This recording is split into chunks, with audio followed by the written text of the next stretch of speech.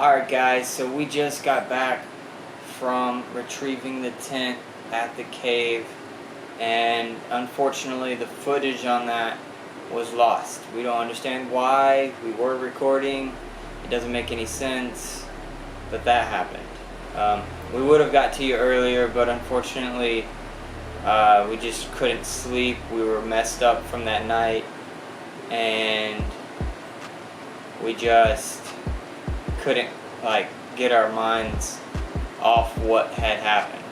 So we took the time to calm down, regather our thoughts, and here we are trying to explain to you what happened that night in the cave. So we chalked it up as basically a ghost encounter rather than a creature, even though there's no telling what it could have actually have been.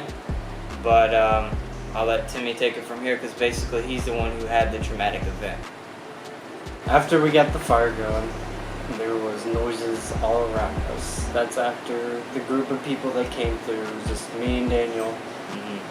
And so we grabbed our camera and our gear and we started to walk around the cave and trying to figure out where the noises were coming from and what was going on around us.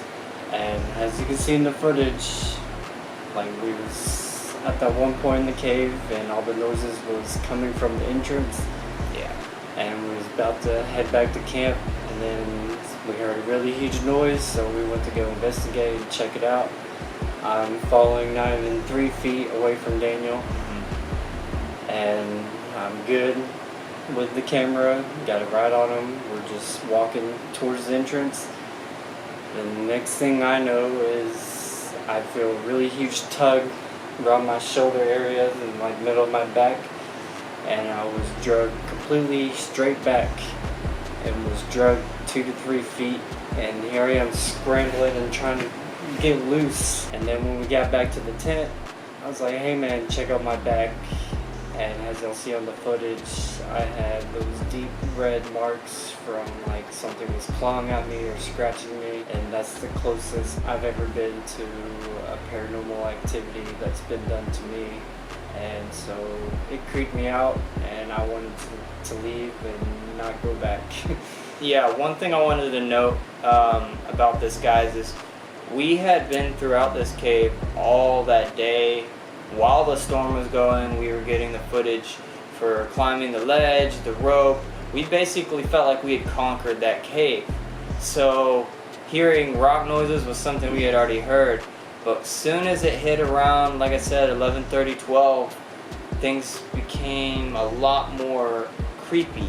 And yeah, fog had come into the cave, so it did seem, more eerie. But it was the strange sounds we weren't hearing throughout the night. Like rocks, that's one thing, which you'll find in the footage is mostly rocks.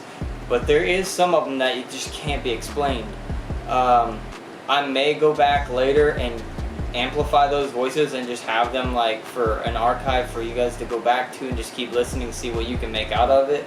But I kept playing them over 20 times, trying to figure out what best I can make of that sound. Some of them sound like words, some of them just sound like screams and just metal banging, which there was nothing in the cave that was metal other than the fridge that we had the fire going in, and that should not have been moving at all. So it was definitely really eerie in that place.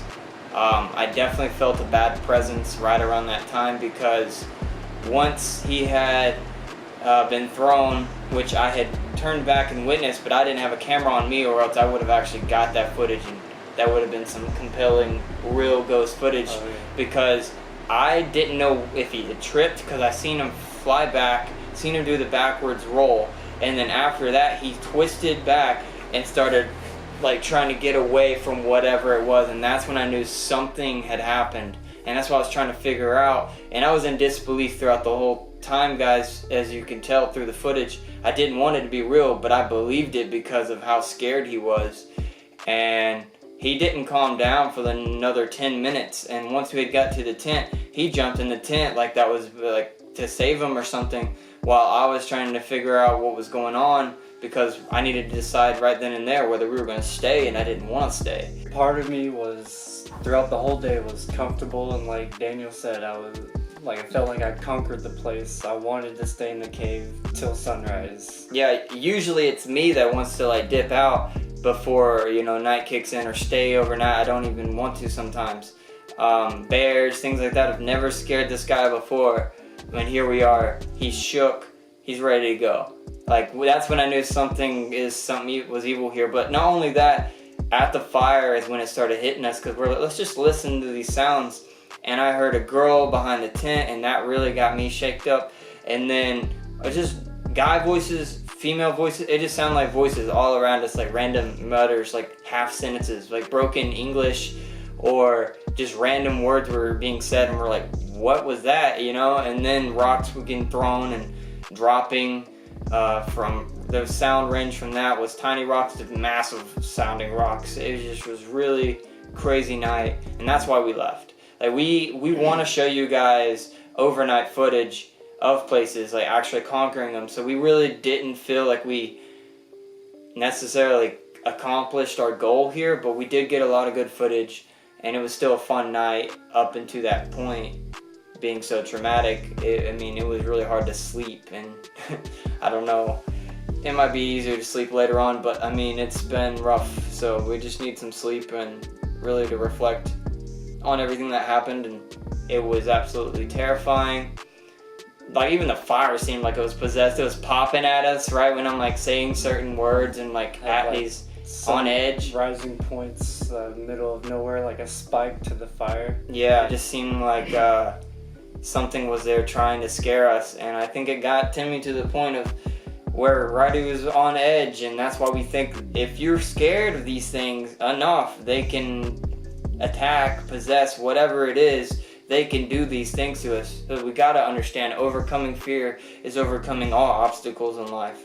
But unfortunately, our sanity was tested tonight, and we failed in a sense of letting it get to us. One thing I also wanted to point out was, not only was I pulled down and dragged and my back was scratched, I had a necklace pulled off of me, and now it's lost. And that was my Namaste necklace. It was just no like plain necklace. It's the necklace that means go in peace. So whatever energy, paranormal, negativity, whatever was going on, definitely did not want to go in peace. Yeah, this suggests that it was most likely evil to be able to rip that symbol off his necklace. Whatever happened to the necklace, we don't know. We actually went back and searched for it. But again, if it's ripping off a necklace, that means go in peace, and slinging him back and trying to drag him in. It wasn't ready for us to go, and it didn't want any peace to be done because it's harming him physically. Just in general, that thing wants you there, but it doesn't want you there for any good reasons. It doesn't want company. It maybe just wants to sap your fear. That's all I got out of it. And as you can see in this photo, I took this photo right before we left to go to this cave. You can see clearly in the picture that I'm wearing both necklaces. That certain necklace I've been wearing for 2 years straight. I don't take it off. I don't mess with it. Like, I wear it 24/7. And now it's gone, lost in the cave. So we have really no intention on going back in that cave due to all the issues we had there. Scares, physical attacks, things like that. We're just really not feeling like we want to go back there. But I will say that we want to have overnight stays everywhere we go, and the fact that we didn't stay there overnight has made us feel like we failed our mission. Yeah. But again, I don't plan on going back there at all. And neither do I, but I would say really disappointed. Yeah, me too. How about this? If we got like 1,000 likes on this video, would you be willing to go back there? I would, personally, because I didn't suffer the traumatic event that he did. But it's all up to him. Would you go back if we got 1,000 likes on this video and did a part 2 and did a full overnight, no matter what happens, stay there. You know, 1,000 likes sounds pretty good. I could do that for 1,000 likes. Alright, you heard it, folks. 1,000 likes, and we will go back and we will face whatever and get whatever footage of the nightly stay in that cave. Whew. 1,000 likes. 1,000 likes. What we do for the likes. Okay, well, you know what that means. What I get to do if we go back to this cave. what does that mean? So, right here, my handy dandy notebook, I've started up a bucket list. And let me get this open up for you guys right quick.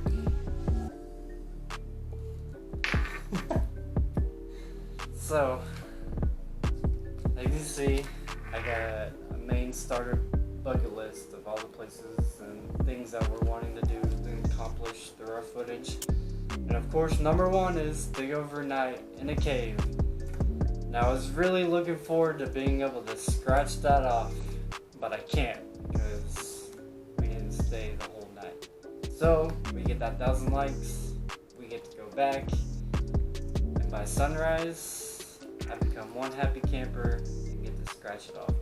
Number one on my bucket list. And keep that in mind, guys. This was something we had implanted, what we plan on doing throughout the series, is all the places that we go to, we want to be able to cross them off the list, because the whole thing is we're overcoming our fears. And again, as I've probably said in the previous footage, is if you are scared, I think that's when things can actually happen.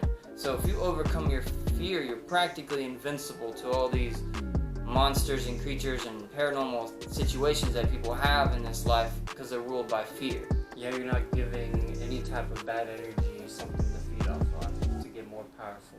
Correct. And I think that's why we had to leave, because me and him were he was shook, which got me shook, and once that happened, I couldn't even turn around without, like, seriously someone being like, hey, turn around, kind of feel. Like, it was, like, really nerve-wracking because we were just so up there in our fear level that these things were about to take over or do worse. We don't know, but we left and come back and our tent was destroyed.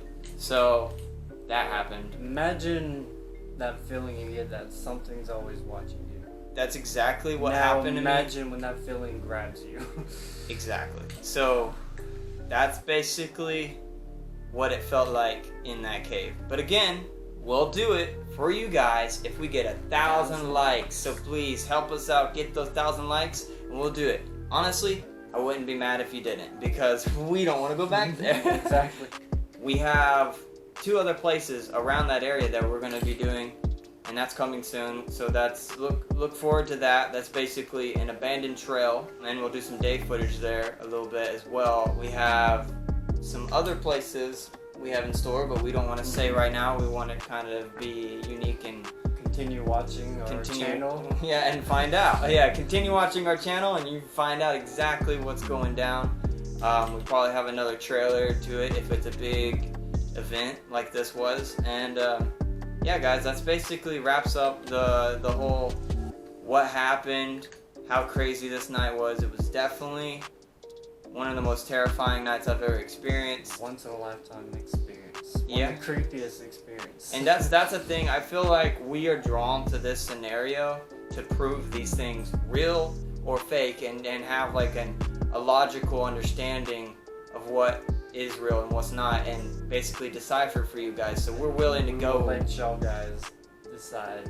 Yeah, we'll let you decide. Like, ultimately, we're pretty open-minded people, but we're also skeptics in a lot of cases. If you notice in the footage, I'm like wanting to call it as rocks and any sounds that I was hearing, I wanted to call it off. Paranormal.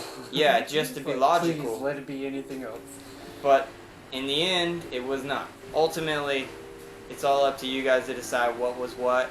Lastly, the Coppermine Caves gets a 5 out of 5 on spook factor for me. What do you say? 5 out of 5.